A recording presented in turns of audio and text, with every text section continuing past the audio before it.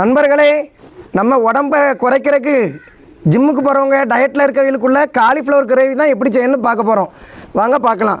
இதுக்கு தேவையான பொருள் வந்து காலிஃப்ளவர், கல்லுப்பு, பட்டை, கிராம்பு, ஏலக்காய், வீட்டில் அரைச்ச சிக்கன் மசாலா, பெரிய வெங்காயம், பச்சை மிளகாய், தக்காளி, தேவையான அளவு ஆயில், தண்ணி இவ்வளோத்தையும் வச்சு செய்வோம். வாங்க.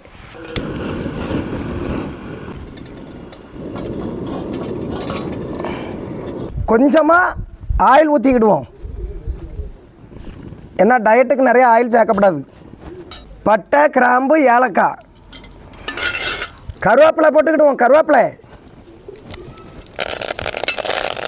பச்சை மிளகாய் போட்டுக்கிடுவோம். நறுக்கின பெரிய வெங்காயம்,